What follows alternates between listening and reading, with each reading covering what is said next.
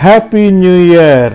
వినిపించే కథలకు తమ అమూల్యమైన కథల్ని అందించి అభిమానిస్తున్న గౌరవనీయ రచయితలకు రచయిత్రులకు, వినిపించే కథలను ఆలకిస్తూ ఆదరిస్తూ ప్రోత్సహిస్తున్న అభిమాన శ్రోతలకు 2022వ సంవత్సర శుభాకాంక్షలు.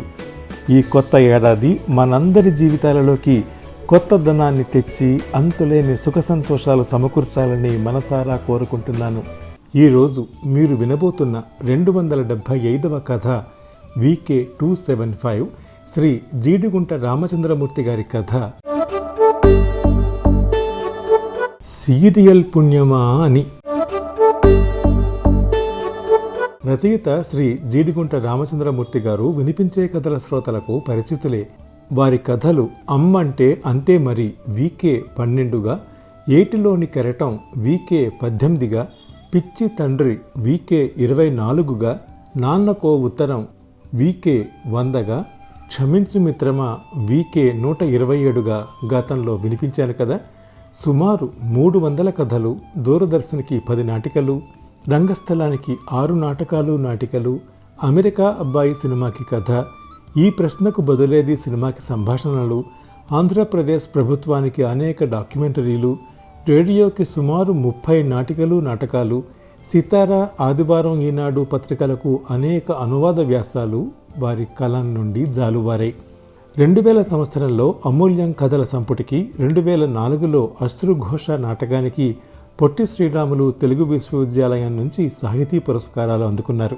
1993, 97, 2004, 2005లలో ఉత్తమ టీవీ రచయితగా, టెలిప్లే రచయితగా ఆంధ్రప్రదేశ్ ప్రభుత్వ నంది పురస్కారాలు, 2004లో ఢిల్లీ తెలుగు అకాడమీ వారి పురస్కారం, 2012లో డాక్టర్ పులికంటి కృష్ణారెడ్డి సాహితీ పురస్కారం, 2014లో డాక్టర్ వాసిరెడ్డి సీతాదేవి సాహితీ పురస్కారం, కిన్నెర ఉగాది పురస్కారం, 2015లో నటరాజు కుప్పిలి వెంకటేశ్వరరావు స్మారక పురస్కారం, 2015లో ఆంధ్రప్రదేశ్ ప్రభుత్వ సాహితీ కళారత్న హంస పురస్కారం, 2016లో డాక్టర్ రావూరి భరద్వాజ స్మారక సాహితీ పురస్కారాలని వారు అందుకున్నారు.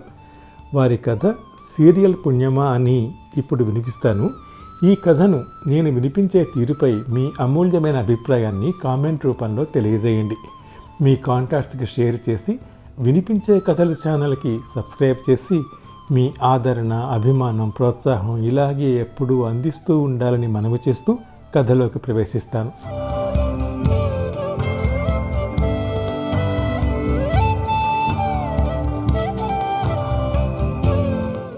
రాత్రి 8 అయింది. 6 ఏళ్ల బుజ్జిగాడు టీవీ ఆన్ చేసి చక్రవ్యూహం సీరియల్ వచ్చే ఛానల్ పెట్టాడు.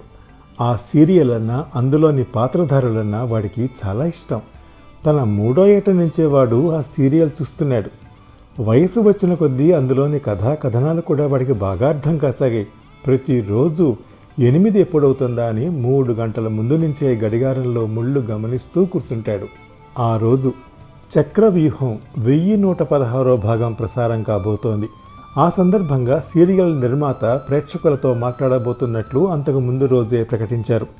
ఒకవేళ సీరియల్ పూర్తయిపోతుందేమో, అందుకే నిర్మాత ప్రేక్షకులకు కృతజ్ఞతలు చెప్పాలని వస్తున్నాడేమో అంది బుజ్జిగాడి తల్లి వర్ధనం ఆ ప్రకటన విన్న తర్వాత. ఆ కామెంట్ విన్న బుజ్జిగాడి గుండె గుబేలుమంది. అయ్యో, అప్పుడే అయిపోయిందా అన్నాడు దాదాపు ఏడుపు స్వరంతో. వాడి బాధను అర్థం చేసుకున్న వర్ధనానికి కూడా ఏడుపు వచ్చినంత పనైంది.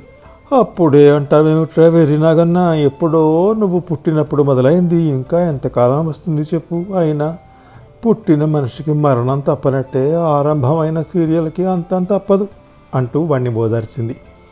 తను చదివింది వానాకాలం చదివే అయినా సీరియళ్ల పుణ్యమా అని భాష మీద రవ్వంత పట్టు సాధించింది వర్ధనం. బుజ్జికి తల్లి ఓదార్పు తలకెక్కలేదు. ఆ రాత్రి అన్నం సహించలేదు. ఆఖరికి నిద్ర కూడా పట్టలేదు. మనసంతా వెలితిగా అయిపోయింది. చూసిన కొద్దీ చూడాలనిపించే ఆ సీరియల్ అప్పుడే అయిపోకుండా చూడు స్వామి అంటూ తన మంచానికి ఎదురుగా ఉన్న గోడ మీద దేవుళ్లకు పేరునా దండాలు పెట్టుకున్నాడు. ఆ దేవుళ్ళు తన మొర ఆలకించారో లేదో చూడాలన్న ఆతృతతోనే తొందరగా అన్నం తినేసి వచ్చి టీవీ ఆన్ చేశాడు. సరిగ్గా 8 అయ్యేసరికి సీరియల్ మొదలైంది. అప్పటికి వర్ధనం కూడా వంటింటి పని పూర్తి చేసుకువచ్చి బుజ్జి పక్కనే కూర్చుంది. వర్ధనం మొగుడు వెంకటపతికి తెలుగు సీరియల్ అంటే ఎందుకో ఎలర్జీ. ఇంట్లో ఉంటే వాటిని చూడాల్సి వస్తుందేమోనన్న చిరాకుతో రాత్రిళ్ళు క్లబ్కు వెళ్ళటం అలవాటు చేసుకున్నాడు. ఒరిస్సా తీర ప్రాంతంలో ఎప్పుడైనా వాయుగుండం ఏర్పడి తుఫాను సంభవించి వెంకటపతి క్లబ్కు వెళ్లకుండా ఇంట్లో ఉండిపోతే వర్ధనానికి బుజ్జిగాడికి చికాకు పుట్టుకొచ్చేది. ఎందుకంటే అతను ఆ సమయంలో సీరియళ్ళు చూడనివ్వకుండా వార్తా ఛానళ్ళు మాత్రం చూసేవాడు. సీరియల్ తాలూకు టైటిల్ సాంగ్ పూర్తవగానే నిర్మాత లాగుడు జోగారావు బుల్లితెర మీదకి వచ్చాడు. ఎత్తుపళ్ళు కనిపించకుండా మెత్తగా నవ్వుతూ, ప్రేక్షక దేవుళ్లకు ప్రేమపూర్వక వందనాలు అన్నాడు చేతులు జోడించి. సోమవారం నుంచి గురువారం వరకు వారానికి 4 రోజులు వచ్చే తమ సీరియల్ తాలూకు 1116వ భాగం ఆ రోజు ప్రసారం కావటం తనకెంతో ఆనందాన్ని కలిగిస్తోంది అన్నాడు. ఇన్నేళ్లు ఎవరికీ బోరు కొట్టకుండా ఎంతో జోరుగా సాగిపోతోందని, అందుకు 100కి 125 పాళ్ళు ప్రేక్షకుల ఆదరణే కారణమని మనవి చేసుకున్నాడు. సదరు ఆదరణ ఇక ముందు కూడా ఇలాగే కొనసాగితే తన జీవితాంతం ఆ సీరియల్ని ఇలాగే కొనసాగిస్తానని ప్రేక్షకుల మీద ప్రమాణం చేసి మరోసారి నమస్కారం పెట్టాడు. తర్వాత సీరియల్ ప్రారంభమైంది.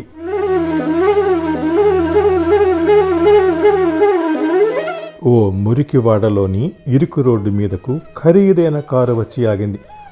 అందులోంచి సూటు బూటు వేసుకున్న పెద్ద ఆయన చేతికర్ర సాయంతో కిందకి దిగి ఓ క్షణం పరిసరాల్ని పరిశీలించి చూశాడు. అంతలో అటుగా పెడుతున్న ఓ పెద్ద మనిషిని చూసి, ఇదిగో బాబు అని పిలిచాడు. అతను ఆగాడు. ఈ వీధిలో శాంతమ్మ ఎక్కడుంటుందో తెలుసా అని అడిగాడు సూటువాల. ఆ పెద్ద మనిషిని కొంచెం నిర్లక్ష్యంగా చూసి, శాంతమ్మ అంటే చక్రాల బండి మీద మిర్చి బజ్జీలు వేసి అమ్ముకునే ఆడమనిషా అని ప్రశ్నించాడు. శాంతమ్మని అలా ఆడమనిషి అంటూ చులకనగా మాట్లాడినందుకు సూటువాలాకి కొంచెం కోపం వచ్చింది. ఆయన అవసరం తనది కనుక తమాయించుకున్నాడు. మిర్చి బజ్జీలే వేసుకుంటుందో మినప్ పకోడీలే అమ్ముకుంటుందో నాకు తెలియదు, మనిషి మాత్రం తెల్లగా పొడుగ్గా ఉంటుంది, ఈ వీధిలోనే ఉంటుందని చూసిన వాళ్ళు చెప్పారు అన్నాడు. ఏమో మరి, అదిగో ఆ ఇంట్లో మాత్రం నేను చెప్పిన శాంతం ఉంటుంది. అక్కడకు కొంచెం పక్కగా ఉన్నావు పూరి గుడిసెను చూపించి అతను వెళ్ళిపోయాడు. సూట్ వాళ్ళ చేతికర్రను టకటకలాడిస్తూ స్లో మోషన్లో గుడిసె వైపు అడుగులు వేశాడు. గుమ్మం దగ్గరకు చేరుకుని లోపలికి చూశాడు. అతని కళ్ళల్లోకి కెమెరా జూమ్ అయింది. క్లోజ్ షాట్లో ఆ పాత్రను చూసిన బుజ్జిగాడి కనుబొమ్మలు ముడిపడ్డాయి. కరెంటు షాక్ తగిలినట్లుగా క్షణం పాటు ఉలికిపడ్డాడు. ఆయన పేరు షణ్ముఖ ప్రియేశ్వరరావు కదమ్మా? వెంటనే తల్లిని అడిగాడు. అవును, ఆ పూరిగడుసులో ఉన్న శాంతమ్మకి భర్తే అతను, చెప్పింది వర్ధని. మరి ఆయన కారు యాక్సిడెంట్లో చచ్చిపోయాడుగా? అయోమయంగా చూస్తూ మళ్ళీ అడిగాడు. నిజమే, సీరియల్ ప్రారంభంలోనే వ్యాపారంలో అతని పార్ట్నరు లారీతో యాక్సిడెంట్ చేయించి మరీ చంపేశాడు. ఇప్పుడు మళ్ళీ ఎలా బతికొచ్చాడో బదులిచ్చింది వర్ధనం. వెంటనే హఠాత్తుగా ఆమెకు అనుమానం వచ్చింది. సీరియల్లో ఆ పాత్ర చనిపోయే నాటికి బుజ్జిగాడు పుట్టనే లేదు. మరి ఆ విషయం వాడికి ఎలా తెలిసింది? పైగా ఆ పాత్ర పేరు షణ్ముఖ ప్రియేశ్వరరావు అని కూడా వాడు చెప్పటం ఆమెకు మరింత వింతగానూ ఆశ్చర్యంగానూ తోచింది. అవును, సీరియల్లో షణ్ముఖ ప్రియేశ్వరరావు ఎప్పుడో చచ్చిపోయాడు కదా, మరి నీకెలా తెలుసు? సీరియల్ మధ్య బ్రేకులు అడిగింది వర్ధనం. నేను చూశానుగా, నాకు చాలా బాగా జ్ఞాపకం ఉంది.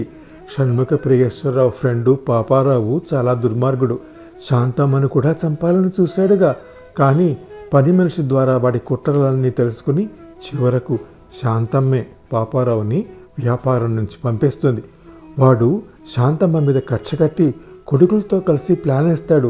ఆ తర్వాత అంటూ ఎప్పుడో తను పుట్టిన 3వ నెలలోనో 4వ నెలలోనో సీరియల్లో జరిగిన సంఘటనలు అన్నీ వాడలా వరుసగా చెప్పుకుపోతుంటే నోరు వెళ్ళబెట్టి వాడి వైపు వింతగా విస్మయంతో కూడిన భయంతో అలాగే చూస్తుండిపోయిందామె. ఈ కథంతా నీకెవరు చెప్పారు అడిగింది తర్వాత. నేను హైదరాబాదులో ఉన్నప్పుడు ఈ సీరియల్ని ఒక్కరోజు కూడా మిస్ అవ్వకుండా చూసేవాడిని. ఆ మాటలు విన్న వర్ధనానికి షాక్ కుట్టినట్లయింది. బుజ్జి పుట్టిన తర్వాత తాముంటున్న శ్రీకాకుళం నుంచి విశాఖపట్నం దాటి మరో ఊరు వెళ్ళలేదు. మరి బుజ్జి హైదరాబాదులో ఉండటం ఏమిటి? నువ్వు హైదరాబాదులో ఉండటం ఏమిట్రా, మేము ఎప్పుడు నిన్ను అక్కడ తీసుకెళ్ళలేదే అడిగింది. నేనే వెళ్ళాను.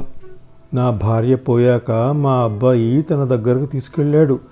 వాడికి వాడి పెళ్ళానికి కూడా చక్రవ్యూహం సీరియల్ అంటే చాలా ఇష్టం. ఊహల్లోకి చూస్తూ చెప్పాడు బుజ్జి. వర్ధనానికి మతిపోయినంత పనైంది. తన కొడుక్కి సడన్గా మెంటలెక్కిందేమో అన్న ఆలోచన కూడా వచ్చింది. అమ్మా, నన్ను ఓసారి హైదరాబాద్ తీసుకెళ్ళమని నాన్నకు చెప్పవు? ఓసారి మా ఇంటికెళ్ళి మా అబ్బాయిని కోడల్ని చూడాలని ఉంది, నా మనవరాల్ని కూడా చూడాలని ఉంది. అది ఎంత పెంకి పిల్లనుకున్నావు? టీవీలో వచ్చే అవాక్కయ్యారా ప్రోగ్రాంలో సుమ చెప్పా పెట్టకుండా మిట్ట మధ్యాహ్నం వేళ ఎవరికైనా ఫోన్ చేస్తే వాళ్ళు నిద్రలోంచి లేచొచ్చి ఫోన్లో ఎంత అవాక్కవుతారో అంతకు 1000 రెట్ల అవాక్కయింది వర్ధనం కొడుకు మాటలు విని. చెప్పమ్మా, నన్ను హైదరాబాద్ తీసుకెడతారా లేదా? చెయ్యి పట్టుకుని గట్టిగా కుదుపుతూ అడిగేసరికి తేరుకుంది వర్ధనం.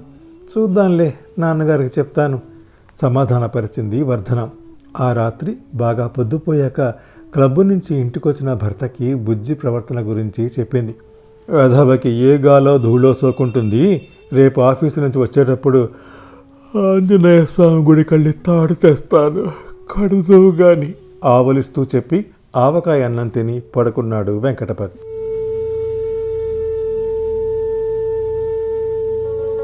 చూస్తుండగానే 1 రోజులు గడిచిపోయాయి.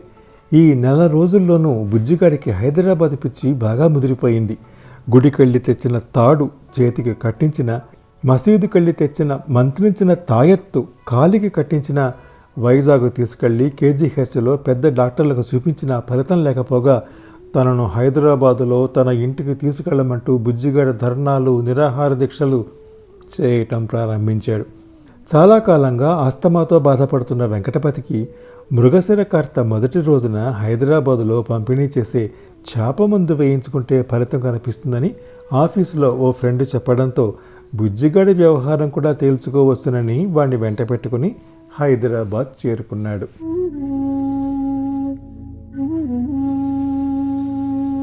హైదరాబాద్ స్టేషన్లో రైలు దిగ్గానే ప్లాట్ఫామ్ మీద నడుస్తూ, ఈ స్టేషన్ ఏం మారలేదు, అప్పుడు ఇప్పుడు ఒకలాగే ఉంది అన్నాడు బుజ్జి. ఈ మధ్యకాలంలో మాటకు ముందు హైదరాబాద్ గురించే మాట్లాడుతున్న కొడుకు ప్రవర్తనకు అలవాటు పడిపోయిన వెంకటపతి ఆ కామెంట్ విని ఆశ్చర్యపోలేదు. సంగతి ఏమిటో త్వరగా తేల్చుకోవాలనుకున్నాడు. మీ ఇల్లెక్కడో చెప్పు, వెడదాం అన్నాడు స్టేషన్ బయటకు వచ్చి. సంజీవరెడ్డి నగర్ పోలీస్ స్టేషన్ దగ్గరే మా ఇల్లు చెప్పాడు బుజ్జి. కొడుకు వైపు పిచ్చివాడిలా చూస్తూ జుట్టు పీక్కుంటూ ఆటోని పిలిచాడు వెంకటపతి. సంజీవరెడ్డి నగర్లో బుజ్జి చెప్పిన ఇంటి ముందు ఆటో ఆగింది. వెంటనే అందులో నుంచి కిందకి జంప్ చేసి గుమ్మం దగ్గరికి వెళ్ళి బజారు నొక్కాడు బుజ్జి. తలుపు తీసిన శ్యామల వాడి వైపు ప్రశ్నార్థకంగా చూసింది. బావున్నావా తల్లి? కృష్ణ ఇంకా నిద్ర లేవలేదా అంటూ లోపలికి నడిచాడు బుజ్జి. ఆ వాలకం వరస అర్థం కాక విస్తుపోయి చూస్తుండిపోయింది శ్యామల. ఇంతలో బాత్రూంలోంచి తల తుడుచుకుంటూ, ఎవరు శ్యామల అంటూ ప్రశ్నిస్తూ వచ్చాడు రాధాకృష్ణ. నేనేరా, గుర్తుపట్టలేదా? అవునులే, నన్ను చూసి చాలా కాలమైందిగా అని బదులు చెప్పి శ్యామల వైపు తిరిగి, త్వరగా కొంచెం కాఫీ ఇవ్వమ్మా, నీ చేతి కాఫీ మంచి రుచిగా ఉంటుంది అన్నాడు బుజ్జి. ఇప్పుడు నోరు వెళ్ళబెట్టి విస్తుపోవటం శ్యామల వంతైంది. ఎవరు బాబు నువ్వు? 6 ఏళ్లు కూడా నిండని బుడతడు ఆరిందాలాగా ప్రవర్తించడం విచిత్రం అనిపించి అడిగాడు రాధాకృష్ణ. అప్పటికి ఆటో వాళ్ళని పంపించి లోపలికి వచ్చిన వెంకటపతి, నేను చెప్తాను సార్ అన్నాడు. మీరెవరు? తడిగా ఉన్న తలను తుడుచుకోవటం మర్చిపోయి ఆశ్చర్యంగా చూస్తూ అడిగాడు రాధాకృష్ణ. చేతుల్లో ఉన్న సంచిని ఓ పక్కగా పెట్టి తనను పరిచయం చేసుకుని బుజ్జిగాడి వ్యవహారం అంతా సవివరంగా చెప్పాడు వెంకటపతి. రాధాకృష్ణ దంపతులు అయోమయంగా చూశారు. ఈలోగా బుజ్జి ఇల్లంతా ఓసారి కలగి తిరిగి పెరట్లో కూడా వెళ్ళొచ్చాడు. అప్పుడెప్పుడో నేను వేసిన కరివేపాకు మొక్క బాగా ఎదిగిందే అన్నాడు కుర్చీలో కూర్చుంటూ. 6 ఏళ్ల క్రితం తన తండ్రి అమలాపురం నుంచి ఈ కరివేపాకు మొక్క తెచ్చి పెరట్లో నాటిన సంఘటన రాధాకృష్ణకు గుర్తొచ్చి మళ్ళీ నోరు వెళ్ళబెట్టాడు. ఆ రోజంతా బుజ్జి మాటల్ని, చేతల్ని, చేష్టల్ని, తీరుతెన్నల్ని గమనించిన రాధాకృష్ణ 6 ఏళ్ల క్రితం మరణించిన తన తండ్రి మళ్ళీ ఇలా పుట్టాడని నిర్ధారణ చేసుకున్నాడు. ఆ విషయాన్నే వెంకటపతికి చెప్పాడు. మరిప్పుడెలా? మాకు లేక లేక పుట్టిన ఒక్కగానొక్క సంతానం వీడు. ఇప్పుడు ఇలా గత జన్మ సంబంధం పెట్టుకుని ఇక్కడ మీతోనే ఉండిపోతానంటే మేమేం కావాలి? దీనంగా చూస్తూ అన్నాడు వెంకటపతి. మీరేం భయపడకండి.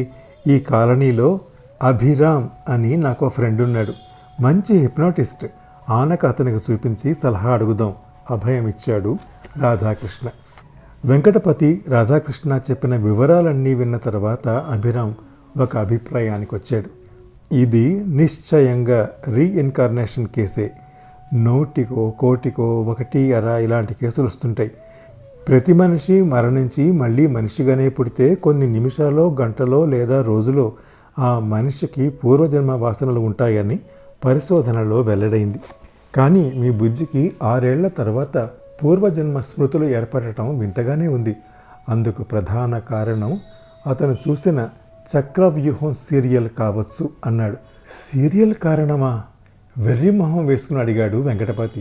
ఎస్, మూగ మనసులు సినిమాలో లాగా గత జన్మలో జరిగిన సంఘటన ఈ జన్మలో మళ్ళీ జరిగినా, లేదంటే గత జన్మలో మనసుకు హత్తుకుపోయిన ఓ ప్రదేశాన్నో దృశ్యాన్నో మళ్ళీ ఈ జన్మలో చూసిన మనసు పొరల్లో వైబ్రేషన్స్ సంభవించి పూర్వజన్మ తాలూకు స్మృతులు ఏర్పడే వీలుంటుంది వివరించాడు అభిరామ్. మరిప్పుడు ఏం చేయటం? ఆందోళనగా అడిగాడు వెంకటపతి. బాధపడకండి. రేపటి నుంచి 2 రోజులు నా క్లినిక్కి తీసుకురండి. మీ వాడికి హిప్నాసిస్ ట్రీట్మెంట్ ఇస్తాను. ఇక ముందు ఎట్టి పరిస్థితుల్లోనూ అతనికి ఆ చక్రవ్యూహం సీరియల్ చూపించకండి. అలాగే అతనికి యుక్త వయసు వచ్చేవరకైనా హైదరాబాద్ తీసుకురాకండి. అలా చేస్తే క్రమేపీ పూర్వజన్మ స్మృతులు దూరమవుతాయి సలహా ఇచ్చాడు.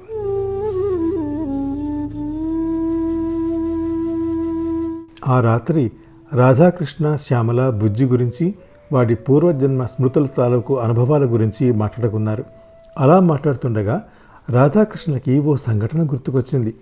తన తండ్రి చనిపోయే ముందు ఆఫీసులో ఆయనకి ఏదో ప్రమోషన్ వచ్చి ఆ సందర్భంలో ₹1,00,000 ఎరియర్స్ ఇచ్చారు.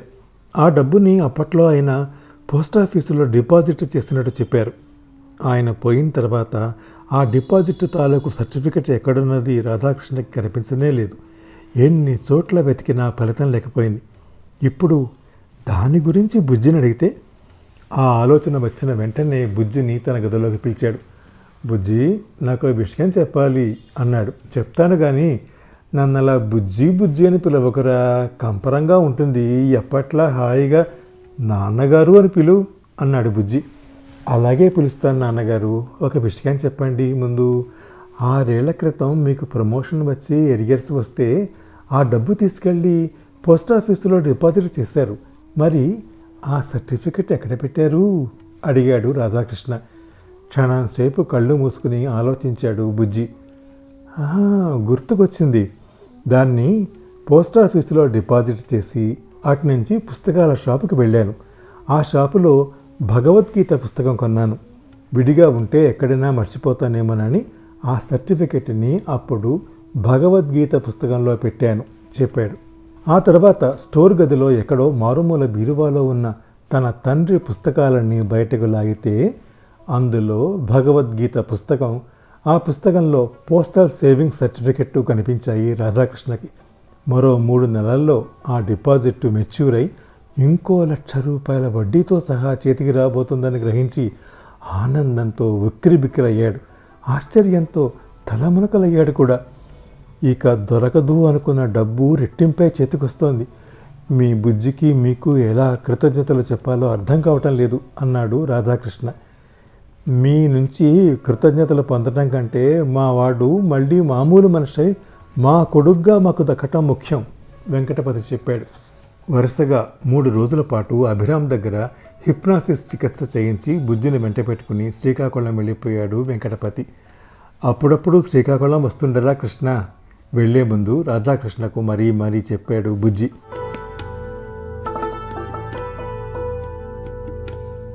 మరో 3 నెలల తర్వాత పోస్టాఫీసు నుంచి తన తండ్రి డిపాజిట్ తాలూకు డబ్బు తీసుకున్న రాధాకృష్ణ అందులోంచి ఓ 50,000 బుజ్జి చదువు కోసం ఇవ్వాలనుకున్నాడు. ఆ విషయాన్ని ముందుగా చెప్పకుండా వెంకటపతిని సర్ప్రైజ్ చేయాలనుకుని ఓ రోజు శ్రీకాకుళం బయలుదేరాడు. వెంకటపతి దగ్గర అంతకు ముందు తీసుకున్న అడ్రస్ ప్రకారం వాళ్ళ ఇంటికి చేరుకుని తలుపు కొట్టాడు.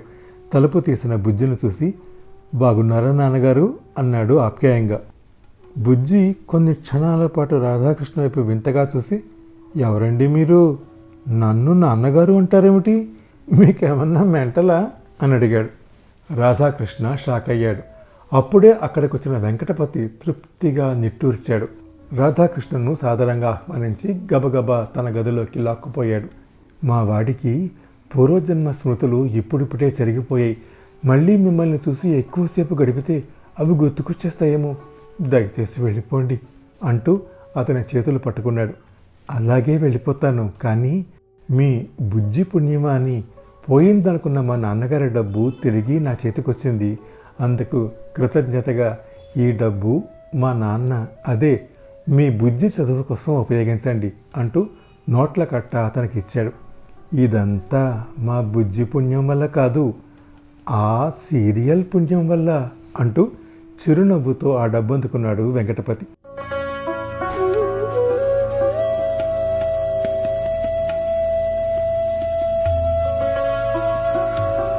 వినిపించిన 275వ కథ VK 275 శ్రీ జీడిగుంట రామచంద్రమూర్తి గారి కథ సీరియల్ పుణ్యమా అని విన్నారు. ఈ కథను నేను వినిపించే తీరు మీకు నచ్చితే లైక్ చేయండి, మీ కాంటాక్ట్స్కి షేర్ చేయండి, మీ అమూల్యమైన అభిప్రాయాన్ని కామెంట్ రూపంలో నాకు తెలియజేయండి. నా వినిపించే కథల ఛానల్కి సబ్స్క్రైబ్ చేసి మీ ఆదరణ, అభిమానం, ప్రోత్సాహం అందించండి. తప్పక చేస్తారు కదా. నమస్తే. వినిపించే కథలు, ఇవి వినిపించే కథలు, వినిపించే కథలు.